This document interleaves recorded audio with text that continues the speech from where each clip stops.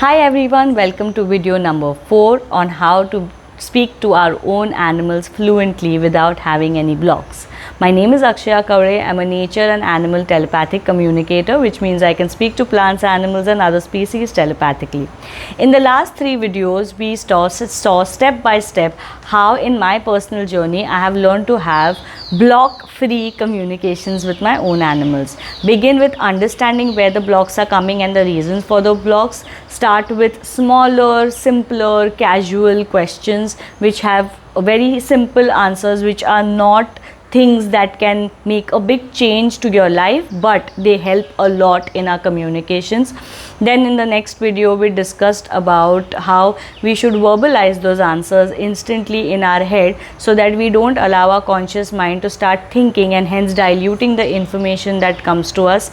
In the third video we also discussed about how when we receive answers that we feel we are receiving because we know our animals well, we should also account for the fact that there's only so much that the animal can share, and if something is the truth, whether you know it or you don't know it, that is what the animal is going to share with us. And in case what you feel is not what the truth for the animal is, or it does not align with the perception of the animal, trust the animal to share that with you honestly, and don't feel like you're just going to receive things because you know it. So this is what we have done so far.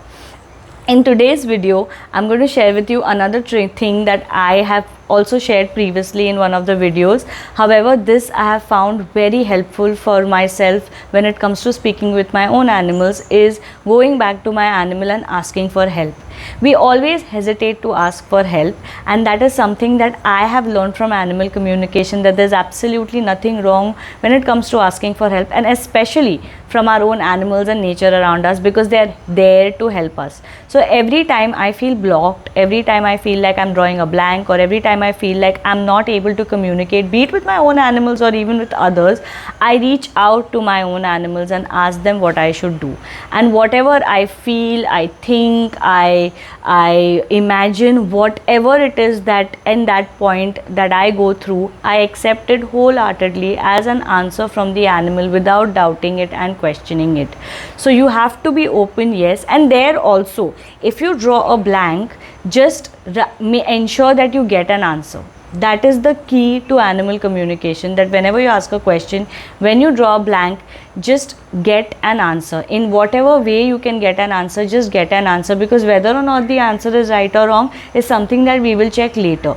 But you can't know if the answer is right or wrong if you don't get an answer. So ensure you get an answer. Ask your animals to help you, to lead you and show you the way where you can communicate flawlessly.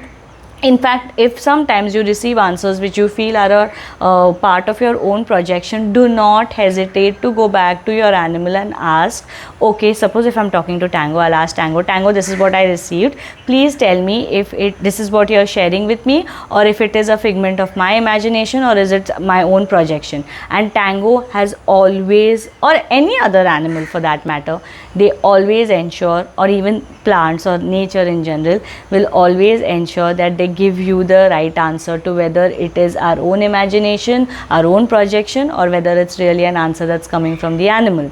This is one of the most important tips of animal communication that I have learned over the years, and I hope this helps you a lot. Please be open to receiving the messages that the animals share with you when you reach out to them for guidance, and do reach out to them for guidance.